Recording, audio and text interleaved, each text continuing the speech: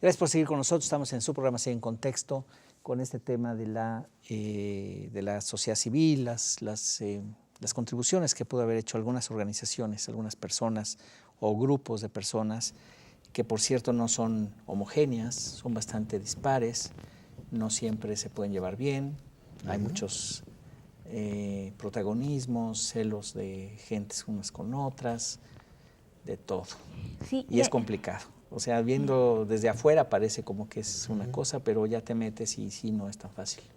Por eso yo creo que es importante volver a otros autores que ya reflexionaron desde hace mucho tiempo sobre la sociedad civil. Uno de ellos me parece todavía muy útil, Gramsci, ¿no? Quien plantea la sociedad civil, que es ese conjunto de instituciones que están inmersas en la lucha también por la construcción de una hegemonía política. Sí. ¿Qué papel juegan ahí tú como sociólogo? Ya no politólogos, ¿no? Sino sociólogo. ¿Qué papel juega el liderazgo?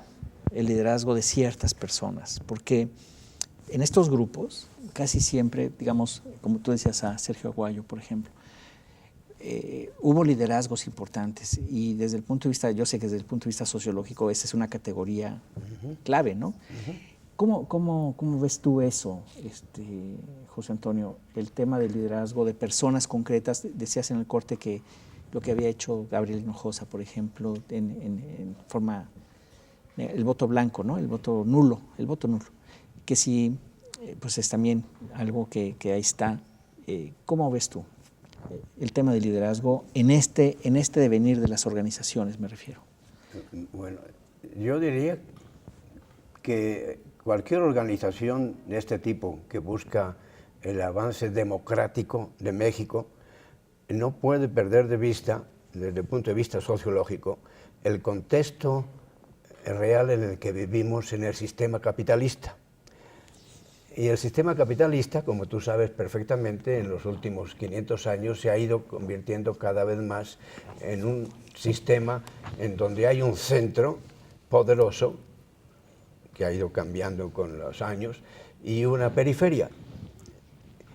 Entonces, me parece a mí que los líderes en nuestros países periféricos, donde yo incluyo no solamente a México, América Latina, sino a España también, que ese sería otro tema, es ver cómo superar esa periferia, cómo salir de la periferia. Y me parece, hablando ya en términos políticos, dejando a un lado el tema concreto de López Obrador, por las discusiones que puede traer, hay un personaje que tanto a nivel individual como por sus orígenes familiares, que es Cuauhtémoc Cárdenas. Me parece que en México no se puede olvidar el mensaje de Cuauhtémoc Cárdenas, y más en estos momentos en donde estamos luchando precisamente con el precio de la gasolina cada vez más. ¿A qué se debe esa crisis de los gasolinazos ahora? En definitiva, aunque el gobierno en las últimas décadas ha estado actuando en el sentido contrario de lo que hizo Cárdenas. Esa es otra discusión muy larga que podemos tener, pero sí, pero es que entra en ese contexto. Entonces, en el tema concreto de los gasolinazos, ¿nos va a afectar también a estas organizaciones de la sociedad civil? Por supuesto, porque nos va a afectar a todos. Entonces, parte de esa lucha por la democracia es tener claro qué proceso estamos viviendo en México. Y es un proceso por el que nos estamos convirtiendo cada vez más en periferia, porque es un escándalo, algo que a uno le molesta, el ver que México, en vez de desarrollar la industria del petróleo, lo que está haciendo es exportando materia prima, el petróleo, e importando el petróleo ya refinado. O sea, desde el punto de vista de la lógica capitalista es exactamente lo contrario de lo que hay que hacer, ¿no? Claro, querer resolver ese problema nos tendría que llevar a analizar cómo funcionó el sindicato de Pemex también, ¿no? Sí. Etcétera.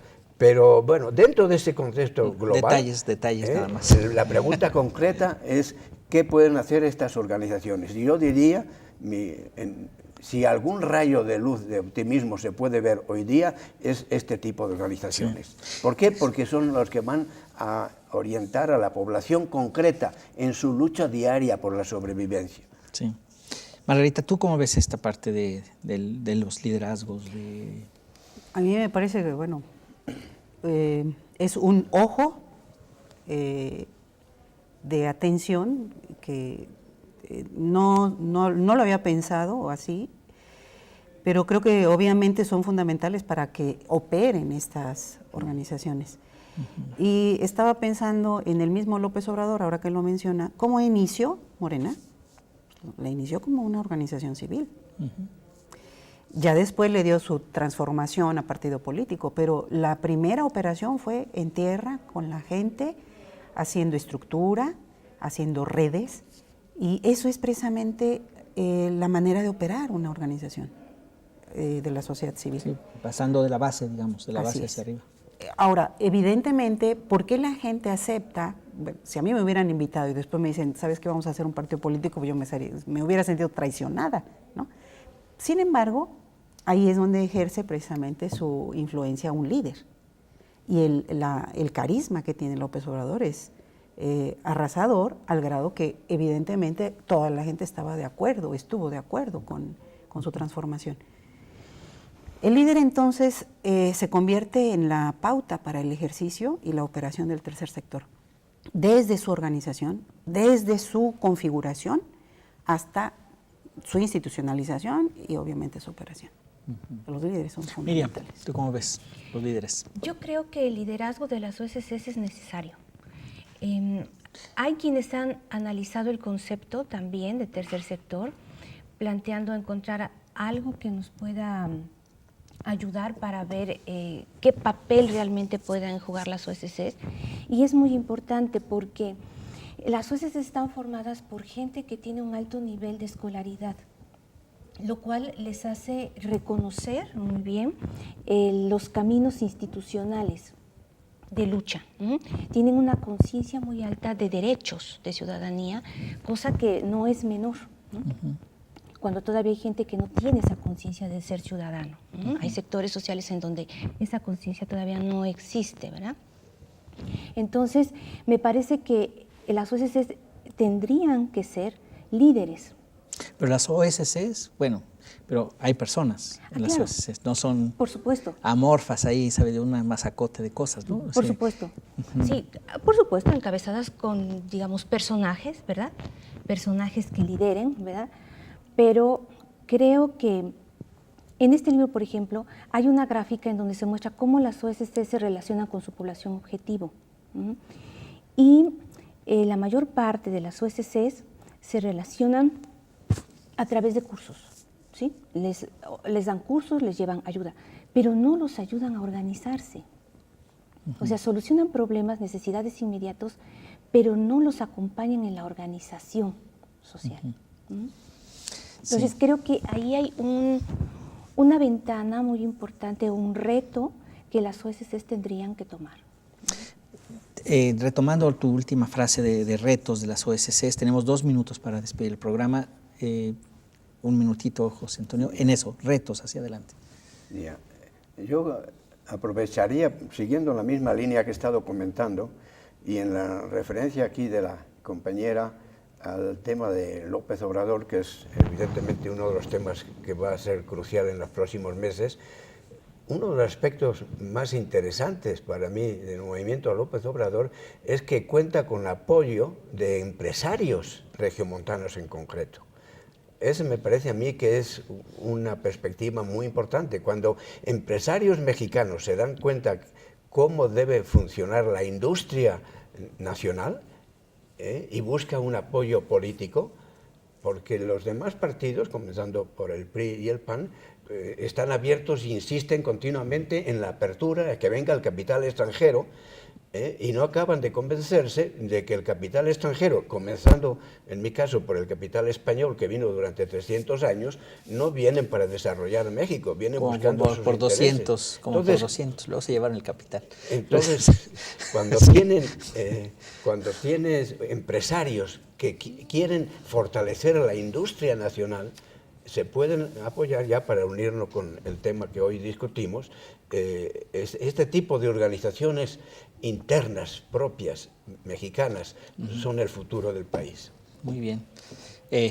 Margarita, un El reto, minutito. el reto es para las mismas organizaciones y me parece que antes de lo inmediato anterior está en las universidades.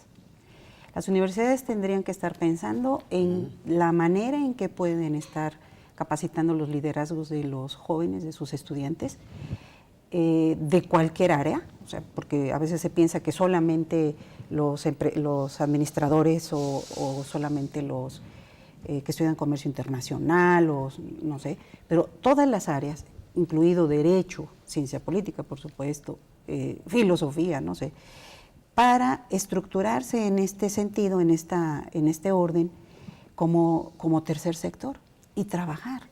Porque los jóvenes que no quieren participar en partido político, de todas maneras estamos inmersos en un sistema político y tenemos que vivir de algo también. Y si ese algo abona al desarrollo democrático, qué mejor. Qué mejor. Bueno, pues muy bien. Muchísimas gracias a ustedes por su participación. A Gracias, Miriam doctor, Fonseca, muchas gracias. José Antonio, muchas gracias. Y Margarita, muchísimas gracias Al también. contrario. Y a todos ustedes les agradecemos muchísimo su preferencia y les invitamos a una edición más de su programa Sella en Contexto. Hasta la próxima.